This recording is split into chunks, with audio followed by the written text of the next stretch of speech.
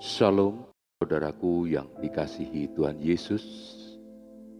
Kiranya damai sejahtera turun atas kita semua. Saat ini kita akan merenungkan firman Tuhan. Sebelumnya, marilah kita berdoa. Bapa kami yang ada di surga, terima kasih atas kasih karunia-Mu yang senantiasa kami rasakan hingga saat ini. Saat ini kami mau merenungkan firman-Mu. Kiranya Roh Kudus-Mu menerangi hati dan pikiran kami, agar kami mampu memahami dan melakukan dalam kehidupan kami. Di dalam nama Yesus kami telah berdoa. Amin. Kita akan membaca firman Tuhan dari Yoel 2 ayat 12 dan 13. Demikian firman Tuhan. Tetapi sekarang juga, demikian firman Tuhan, berbaliklah kepadaku dengan segenap hatimu, dengan berpuasa, dengan menangis, dan dengan mengadu. Koyakkanlah hatimu, dan jangan pakaianmu. Berbaliklah kepada Tuhan Allahmu, sebab Ia pengasih dan penyayang, panjang sabar, dan berlimpah kasih setia, dan Ia menyesal karena hukumannya. Saudara yang dikasihi Tuhan, berapa seringkah kita mengambil waktu untuk merenung, bersaat teduh, dan benar-benar menelisik segala sesuatu yang pernah kita lakukan di masa lalu? Dengan kita sadari atau tidak kita sadari, pernahkah kita menyakiti hati Allah dengan berbuat dosa? Ketika kita menyatakan pertobatan, namun seringkali kita lalai dan gagal. Banyak dari kita yang menyesali perbuatan dosa. Lalu kita berusaha untuk bertobat, namun seringkali jatuh dalam dosa yang sama dan berulang kali.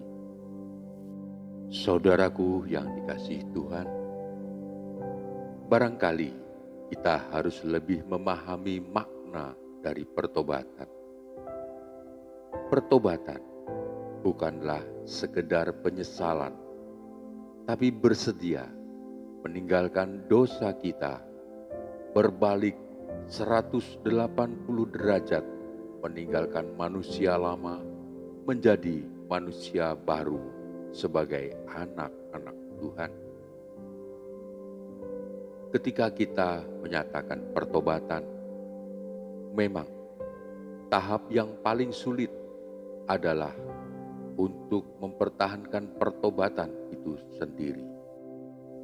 Janganlah jadikan pertobatan hanya untuk memperoleh keselamatan semata, tapi kita jadikan pertobatan karena kita mengasihi Tuhan dan ingin taat setiap perintahnya.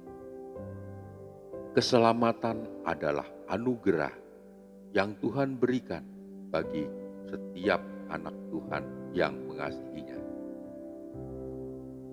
Saudaraku, firman Tuhan yang dinyatakan dalam Yoel 2 ayat 12. Pertobatan yang dikehendaki Tuhan ialah pertobatan yang dilakukan dengan segenap hati, dengan berpuasa, dengan menangis dan mengadu.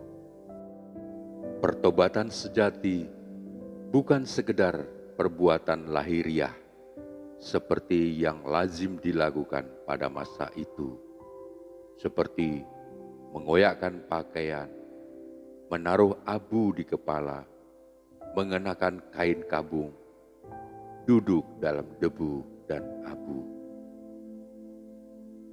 Nabi Yoel berkata, "Koyakkanlah hatimu dan jangan pakaianmu." Ayat 13. Apa maksudnya? Mengoyakkan hati adalah bentuk penyesalan yang sungguh-sungguh dan mendalam atas kesalahan yang diperbuat. Selanjutnya, datang kepada Tuhan dan memohon belas kasih dan pengampunannya. Pertobatan haruslah dibarengi oleh kesungguhan hati untuk mau diubahkan dan dibaharui dari sikap dan perilaku manusia lama, seperti berkarakter buruk, hidup dalam kebohongan, keras hati, dan tidak mau menerima nasihat.